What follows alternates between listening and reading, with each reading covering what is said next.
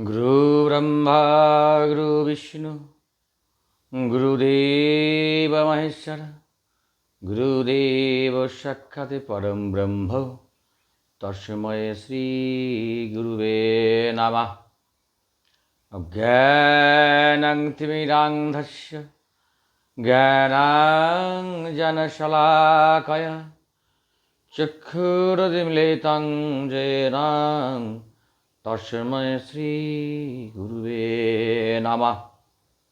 नारायणं नमस्कृतं नरं चैव नरोत्तमं देवीं सरस्वतीं व्यासं ततो जयो मुदीरयेत्।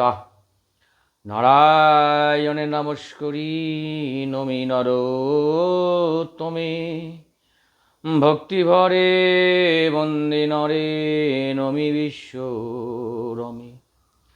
सरस्वती देवी पाय जानाई प्रणति नमे कृष्ण द्वैपायन वेदव्यासी प्रति सर्वजने वन्दे जय करि उच्चारण नमिलाम হৈমসুতে বিঘ্ন বিনাশন। জয় নিতাই, জয় গৌর, জয় জয় শ্রী রাধেশ্যাম। প্রথমে অনন্ত কোটি ব্রাহ্মণ বৈষ্ণবগণ, সকল ভক্তগণকে আমার কোটি কোটি দণ্ডবত প্রণতি জ্ঞাপন করি। আগামী 31শে জুলাই 15ই শ্রাবণ বুধবার কামিকা একাদশী ব্রত পালন। এই একাদশী ব্রত সকলেই পালন করুন। একাদশী ব্রত পালনে নিয়মাবলী হচ্ছে, যারা প্রতিদিন নিরামিষ আহার গ্রহণ করেন তাদের ক্ষেত্রে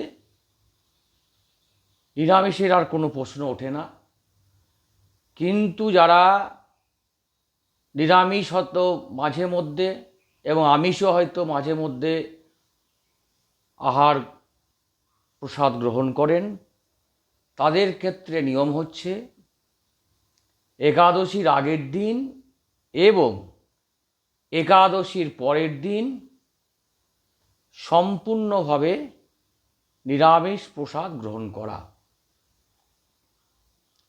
একাদশীর আগের দিনে নিরামিষ প্রসাদ গ্রহণ করে রাত্রি 12টার আগে দন্তমাজন করে ভগবানের কাছে প্রার্থনা করতে হবে যে আগামীকাল যে একাদশী ব্রত পালন যেন ঠিকভাবে সম্পূর্ণ করতে পারি।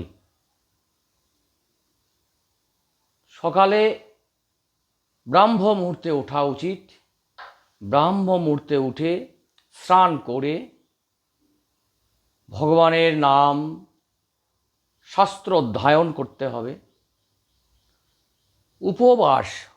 উপবাস শব্দের অর্থ হচ্ছে তার নিকটে বাস। অধিক পরিমাণে হরিনাম জপ করতে হবে, নাম করতে হবে। আর পরের দিনে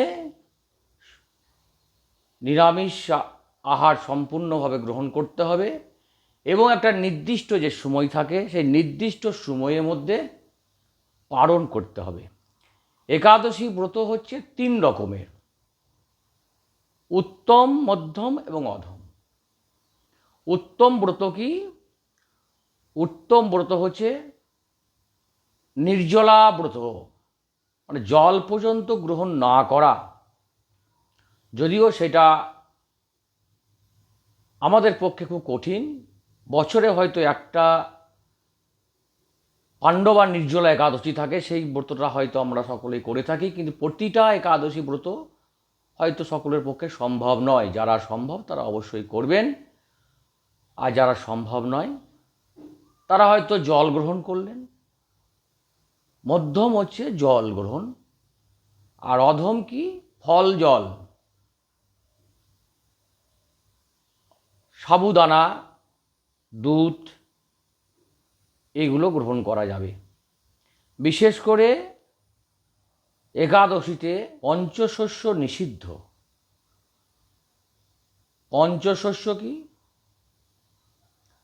চাল, গম, সরিষা, চাল, গম, সরিষা, ভুট্টা, তিল, এই জাতীয় থেকে যে সমস্ত দ্রব্য উৎপাদন হয় সবগুলোই কিন্তু বর্জনীয়।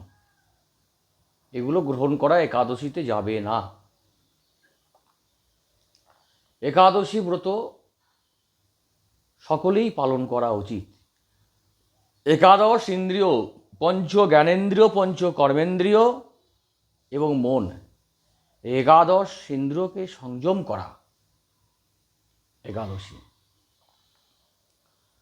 তাই সকলেরই কর্তব্য একাদশী ব্রত নিজে পালন করুন এবং অপরকে পালন করান। মাসে দুটি করে একাদশী ব্রত হয়, একটা কৃষ্ণপক্ষের, একটা শুক্লপক্ষের। 12 দুগুণ 24টা একাদশী। আর যদি কোনো বছর হয়তো দুটি একাদশী বেশি হয়ে থাকে, মল মাস যদি থাকে, সেখানে হয়তো আরও অধিক পরিমাণে একাদশী দুটি হয়ে থাকে। তাছাড়া সাধারণত 12 মাসে 24টি একাদশী ব্রত পালন আছে। তাই আগামী 31শে জুলাই বুধবার 15ই শ্রাবণ যে কামিকা একাদশী ব্রত আছে, সেই কামিকা একাদশী ব্রত পালন আপনারা সকলেই করুন। এই ব্রহ্ম বৈবর্ত পুরাণে এই কামিকা একাদশী ব্রতর মাহাত্ম্য কথা আছে। এখানে কিন্তু এই একাদশী মাহাত্ম্য কথা আমরা যখন শ্রবণ করব, তখন সেখানে পাব যে তুলসী মহারানীর অনেক মাহাত্ম্য আছে।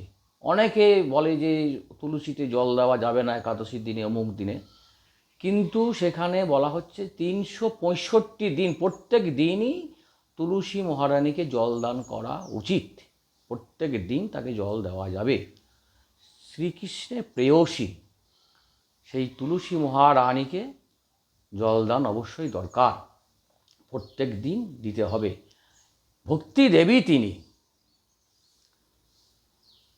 আর একটা কথা না বললেই নয়, আমরা যারা বেশিরভাগই প্রসাদভোজী নয়, যারা প্রসাদভোজী নয় মানে আমরা দেবতাকে এবার ভগবানকে নিবেদন করে আমরা যে প্রসাদ পাই না, তার জন্য আমাদের নিয়ম আছে কি করা উচিত।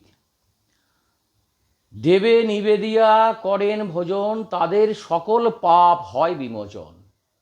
আর যারা পাক করে নিজের কারণ, পাপান্ন ভোজন করে সেই মূঢ়গণ। আমরা যদি ভগবানকে নিবেদন করে প্রসাদ গ্রহণ করি, তাহলে কিন্তু আমাদের সেই প্রসাদের মধ্যে কোনো রকমভাবে সেই পাপ থাকে না, সেই পাপ নষ্ট হয়ে যায়। আর যদি আমরা সেটা না করি, তাহলে কিন্তু শাস্ত্রে বলা আছে, কি বলা আছে, যদি আমরা ভগবানকে নিবেদন না করে যদি প্রসাদ পাই, অন্ন প্রসাদ, রুটি প্রসাদ, মুড়ি প্রসাদ যাই পাই না কেন, আমরা তো ভগবানকে নিবেদন করে সাধারণত পাই না, তাহলে আমাদের করা কর্তব্য কি? প্রত্যেকের উচিত তুলসী পত্রকে ভগবানের চরণে নিবেদন করে সেই তুলসী পত্রকে সেবন করা। তুলসী পত্র কখনো দাঁতে চিবিয়ে সেবন করা উচিত নয়।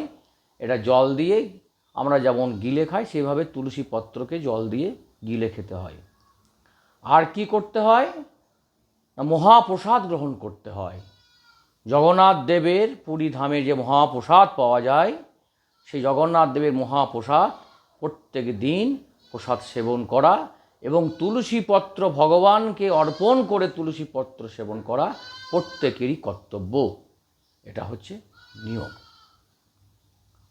তাই যে কামিকা একাদশী ব্রত মাহাত্ম্য আছে, সেই কামিকা একাদশী ব্রত মাহাত্ম্য আপনারা শ্রবণ করুন।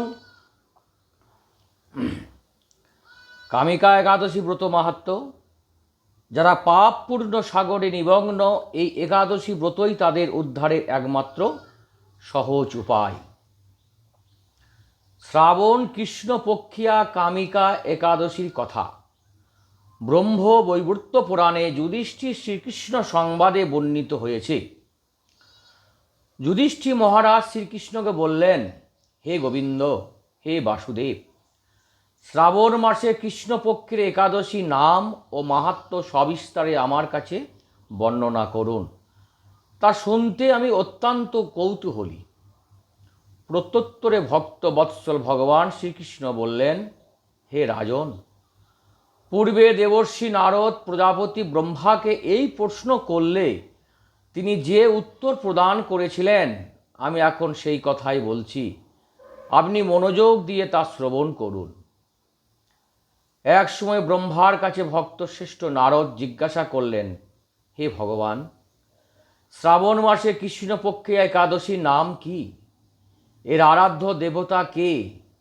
এই ব্রতের বিধি বা কী রকম, এবং এই ব্রতের ফলে কি পুণ্য লাভ হয়, তা সবিশেষ জানতে ইচ্ছা করি।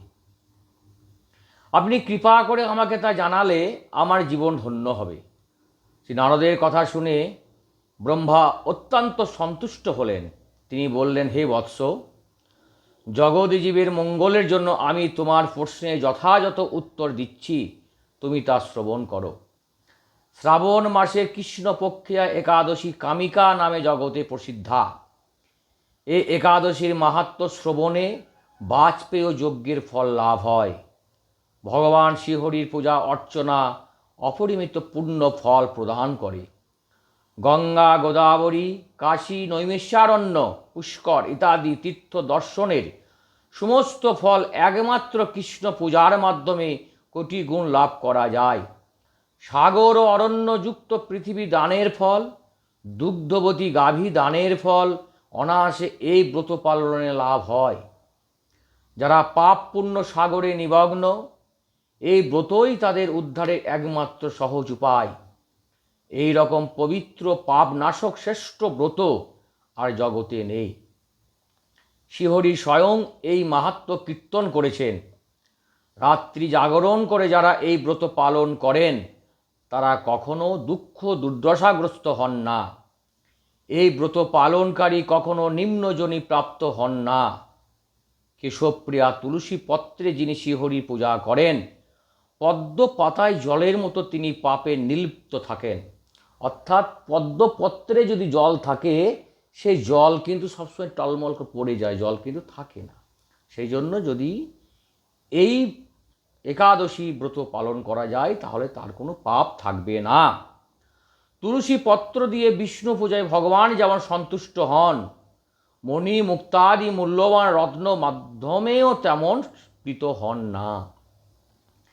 যিনি কেশবকে তুলসী মঞ্জরি দিয়ে পূজা করেন, তার জন্মার্জিত সমস্ত পাপ ক্ষয় হয়ে যায়।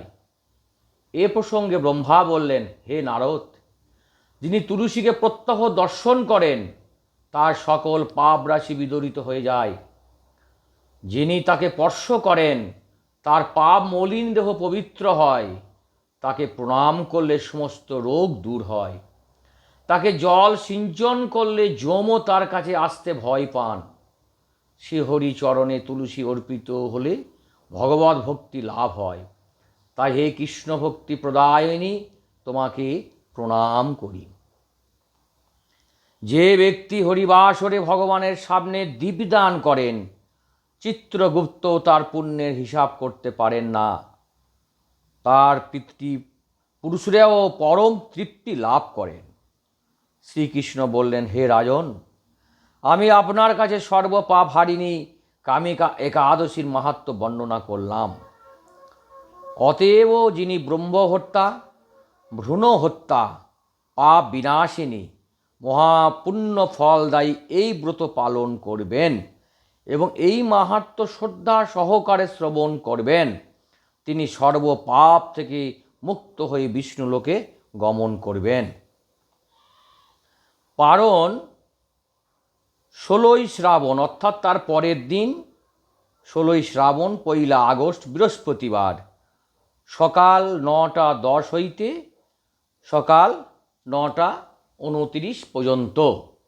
যেদিন একাদশী হবে তার পরের দিনে যে সময়সীমা আছে সেই সময়সীমার মধ্যে পারণ করতে হবে। কি পারণ? পঞ্চ রবি শস্যের একটা শস্যকে নিয়ে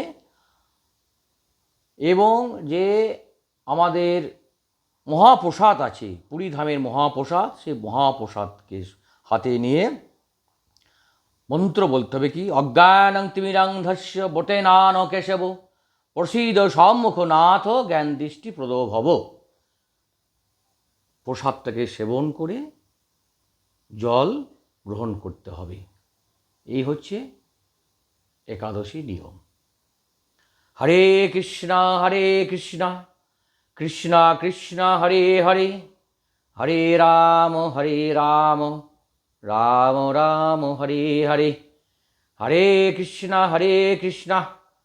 কৃষ্ণ কৃষ্ণ হরে হরে, হরে রাম রাম রাম হরে হরে, হরে কৃষ্ণ কৃষ্ণ কৃষ্ণ হরে হরে, হরে রাম রাম রাম হরে হরে।